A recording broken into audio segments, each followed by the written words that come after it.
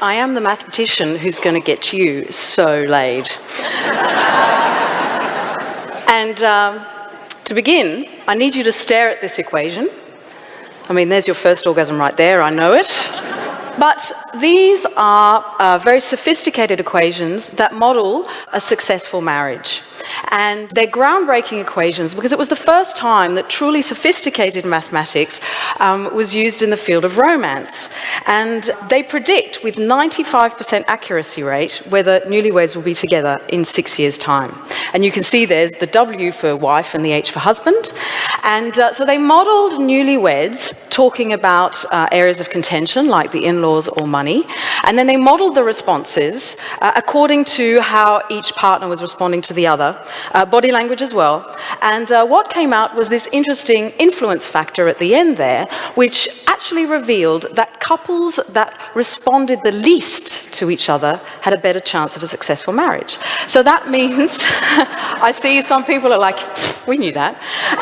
So couples that compromised the least ended up being together the most. And this was very interesting because a lot of therapy has been based on empathy. And you laughed before, so maybe you don't say when your partner comes home, yes, darling, I know, let me rub your feet and fix you a martini. Because what they've actually found is that might not be the best way forward. Maybe the best way, or the mathematics revealed, that having high standards and finding ways to reach for those standards is in fact the way to go. So mathematics is the study of patterns. All the symbols that you see are in fact patterns, encapsulating patterns. And we're very used to seeing mathematics being used in physics and engineering, but that's just because it's been there the most. E equals mc squared, blah, blah, blah. That's so early 1900s. There's actually been an evolution. Since the 80s, we've seen mathematics venture into stock market analysis, risk analysis, that was new. And then since the 90s or 2000s even, we're seeing mathematics enter into the sometimes called softer sciences like psychology, sociology, anthropology, biology. And so new mathematics appears every day, so I brought in a few just to remind you of how that works. So here's some latest research. This is looking at antibiotic use and how to implement antibiotics for tuberculosis while getting the patient healthy, but making sure that we avoid antibiotic resistance. That came out a couple of weeks ago. And this is looking at how an opinion spreads through a population, and when will you have the coexistence of several opinions or one big consensus. One of my favourite that's a little bit older, but I couldn't resist. This one's from 2009, and this is how to create the perfect chocolate. One that melts in your mouth, but not in your hand. And yes, these are very sexy equations, I'm sure you agree. Anyway, so mathematics is absolutely everywhere these days. It's being used everywhere. So it really is no surprise that now we're seeing the equations for love. Now, love sucks, I know you all know that, because yes, you're excited at first, but then you're scared, oh my God, I haven't eaten. You're sitting looking at your phone, please ring. Then they send you a 2-word text and you're like, woohoo, it's on like Donkey Kong.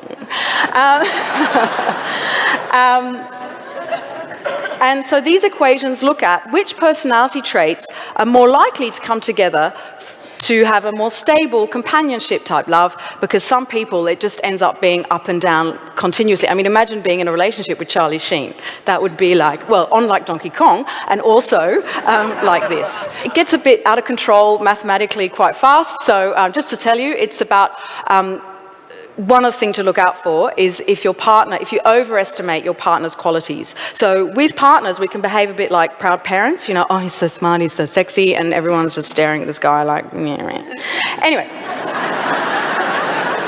here's some more mathematics. Now, men report on average having had sex with 2 to 4 times as many women than women do men. And this does not make sense. It doesn't. I know you're all thinking, but what about prostitutes? Another girl over there. Well, what about my ex? He slept with everybody. No. Every time a man has sex with a woman, there are averages for other things, but in a large enough sample space, it's going to be about the same, not off like this. So here's an example. Here's Charlie Sheen. He's had sex with everyone. Then the next guy, only one. And that forces, you see, the outcome for the women. The first one's had 1, the others have had 2 partners each. And 2, 4, 6, 8, 9, 9 divided by 5, and on the right, 5, 6, 7, 8, 9, 9 divided by 5. Every time a man has sex with a woman, it's adding to the general tally of both sides. Now, why is there this discrepancy? Because the surveys are confidential and non-identifying, and it turns out if you ask about kinky things, people are very honest.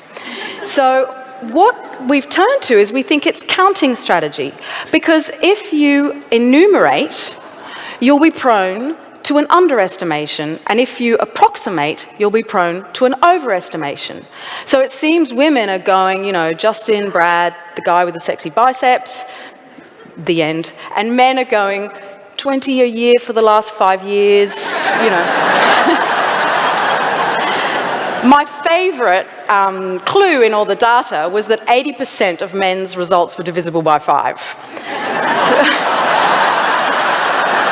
So of course, the mathematicians are like, yeah, no, you're lying.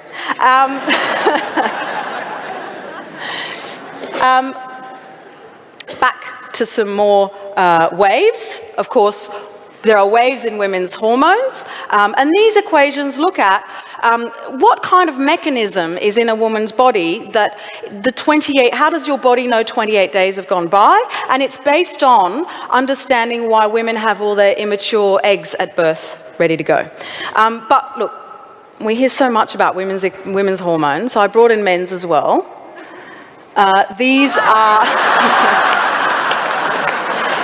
these are real, I'm not making them up. These model the relationship between the brain and the testes as the fluctuation happens during the day. So, I promise these are real. Testosterone, for example, has a peak in the morning and a slump in the evening, but there's actually a mini testosterone peak every 2 to 2.5 hours in between. So, you know what that means? Well, especially women, you know, if you ask a guy a favour and he's not responding, just wait half an hour and ask again. Just try and get that slump moment. It's got its purposes, though the peak has another purpose as well. And look, yes, this is all great fun, and I could carry on with fun maths and sex problems for hours, but ultimately what I'm about is our amazing brain and the impact of abstract thinking and the power of abstract thinking. And so let me turn things a little bit around on you and say, what do you think happens if you think about sex before doing mathematics? Because it's actually not super distracting. You'll actually become better at doing certain types of brain processes. Because it turns out there's 2 fundamental types of brain processes. You either think globally or locally, forest or trees. And when you're solving a problem, you often start with the global kind of analysis, and then you have to dig in deep and follow leads to solutions. And it turns out that we're now seeing with the latest research that this is linked to creative versus analytical thinking. And more than that, we're finding that it's actually very easily manipulated. So if you get people to think about love and then solve problems, they'll be better at the globalization, the beginning, the creative part. And if you get people to think about sex, they get better at the process part of the problem solving. Easy as that. And here's the bigger question that interests me. What is this thing called mathematics that's only been going for about 2,000 years, that popped up independently across the world, that so many people swear they can't do? See, there's something that's not quite reconciling there. You can't have something that's developed so recently with some people just having an extra brain bit. No, that doesn't make sense. It's about finding those right triggers. And here's a school report card of mine in French. My parents are these wild travellers, always looking for wild parties. I'm actually the conservative offspring of some crazy, wild people. And as you see, we lived in Cannes, whatever, great parties there. But more importantly, you can see 2 out of 20 for mathematics, and my best result was 15 for travaux manuels et techniques, which is woodwork. So it's very clear to me what life is like without mathematics. And once I found mathematics at 18, when I came to Australia, it was the first time that I was connecting to something pure, to something that was so amazing. You see, pattern recognition is right at the core of the animal kingdom. You see, even reptiles recognize whether it's something to eat, fight, or have sex with, and even a jellyfish knows which way's up and which way's down. Now, the seeds of the number concept are also very much part of the animal kingdom. A pack of animals will recognize whether another pack is greater than theirs, and you can actually teach a rat to press a lever an approximate number of times to get food. Now, you see how I use the word approximate? That's because the rat doesn't have self-awareness or a linguistic ability to capture, tame those innate sensations. So if the rat is just tapping 3 times, 1, 2, 3, it will kind of get it right. But once it gets to 16, the poor little rat is like tapping away, doesn't know where it's reaching. And in fact, it's the same with us. If you do an experiment where we can't count out, we'll make exactly the same mistakes as the rat. Now, we went further. We went things like 2 plus 5 equals 5 plus 2. I can swap the order of things and still reach the same result. We went further still. A plus B equals B plus A. I can substitute any of the infinite number of numbers that I'm now aware of in that formula, and it means the same thing. You see, language is more than just naming things. With it, we also got cause and effect and temporal reasoning. And you see, mathematics is our most precise use of this syntactical understanding. Because with mathematics, at each step that you're creating the pattern linking discovery, there's no ambiguity. It is very precise what you're doing at each step, what is in each classification. True or false, that's it. In the box, or outside the box. It's very clear, ultimate precision. And that is why mathematics is so powerful and being used more and more, right through to sex. And that's why it's so hard, because you're using the limits of our evolution right to their extreme. We're taming those innate sensations with the most ultimate precision we can. You see, mathematics, as you can see, it's just, what's so breathtaking is that it emerged independently across the globe.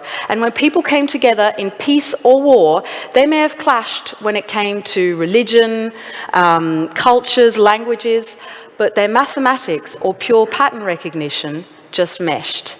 You see, mathematics lies right at the roots of humanity. Like sex, it transcends human culture. And now that I've shared that with you, you are the sexiest ladies in town. Thank you very much.